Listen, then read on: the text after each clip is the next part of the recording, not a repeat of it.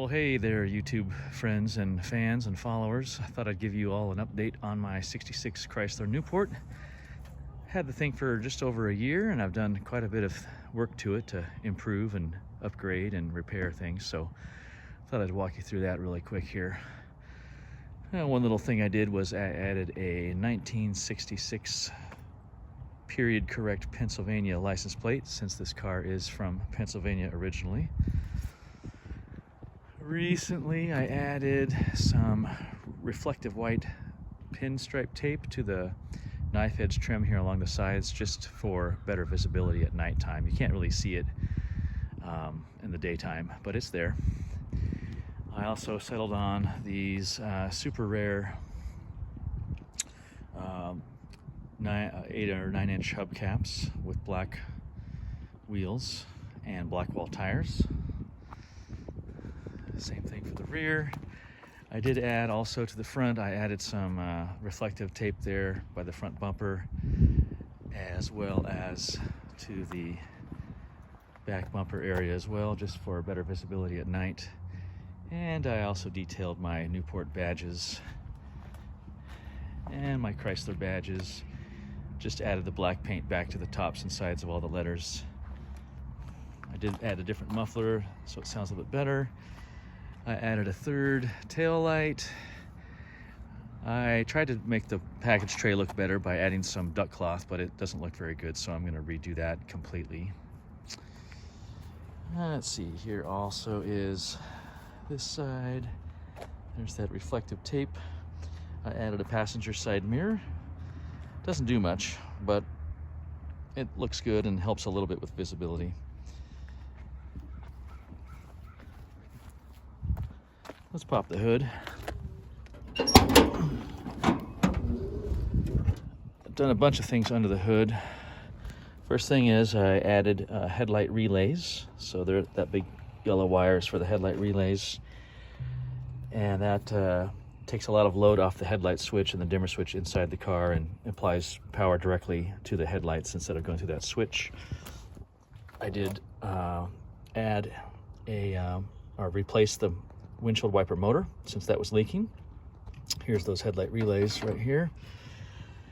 I did the alternator bypass, which is this big red wire right here going back over to the starter relay.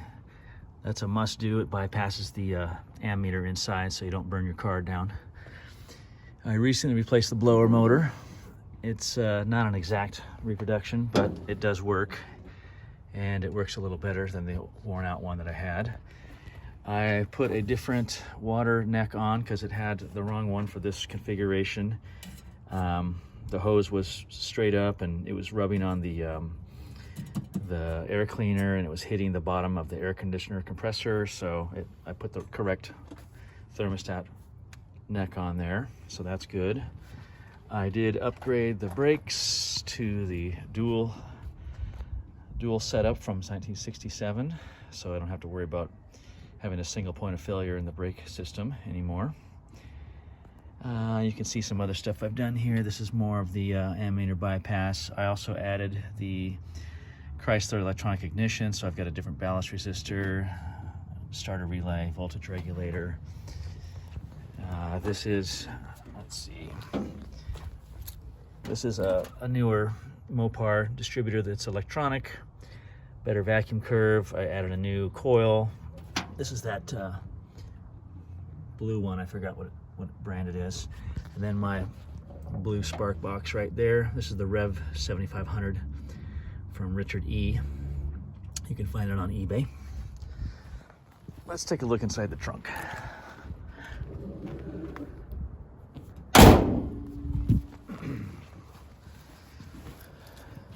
Been having some moisture issues over the winter time, and so I've got the trunk sort of taken apart, and the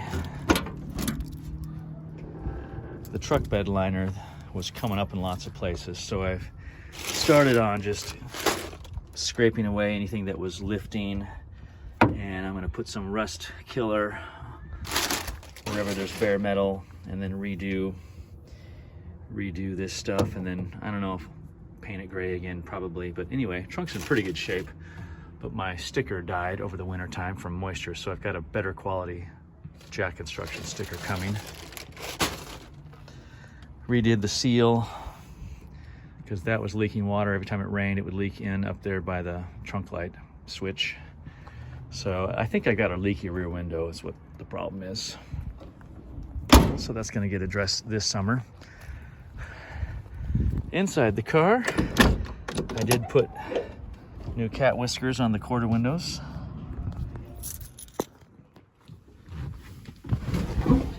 So here we are inside, and I've done a bunch of stuff to the car here over the last year. First thing being, I got the gas gauge to work. I'll show you that in just a second here. Let's do that right now.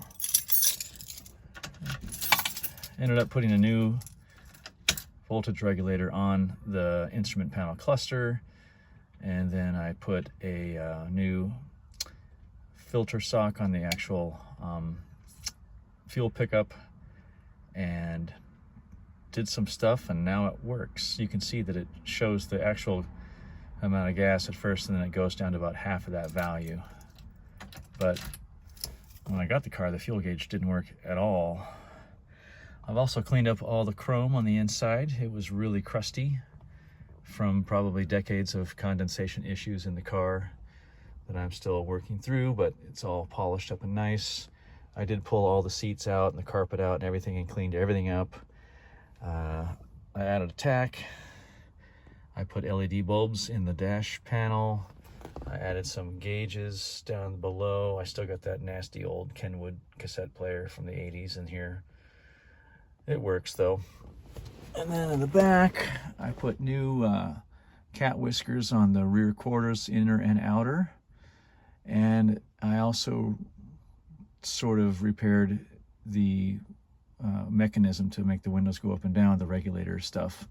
Although it was not a complete success. They're kind of very clunky still, and I'm afraid that they'll go down and not come back up. You can see my back package tray doesn't look all that great, so I'm going to redo that.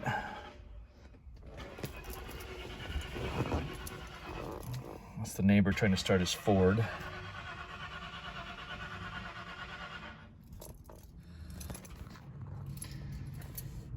And what else? I put in a day and night mirror.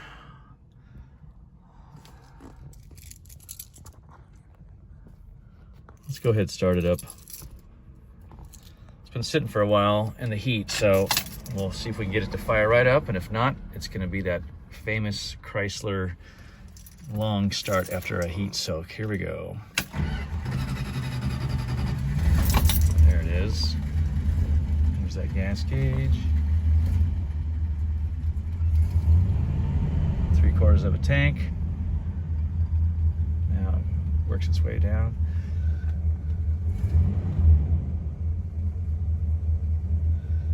It's weird, but this electronic ignition I got, at idle it seems to read about half of the actual value.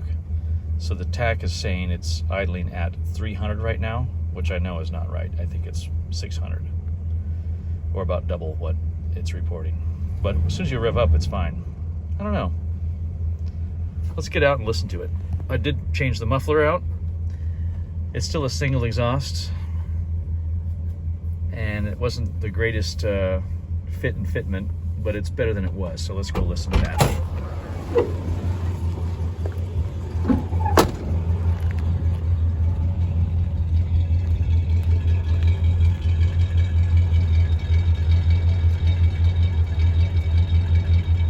I think that sounds pretty good. Come around to the front, pop the hood again.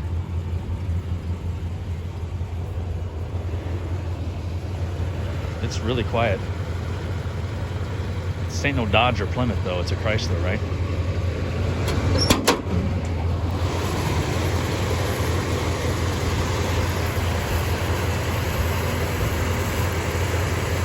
Alternator's making some weird noises.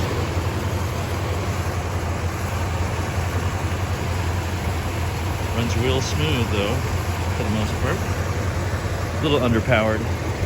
2-barrel carburetor and single exhaust isn't exactly a powerhouse, but We'll fix that up in due time.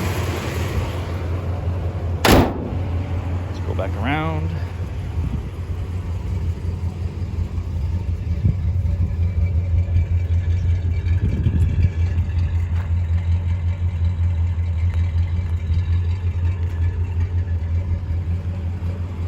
Anyhow, we'll go get some groceries in this thing in just a little while, but for now, we're gonna call it a day. Thanks for watching.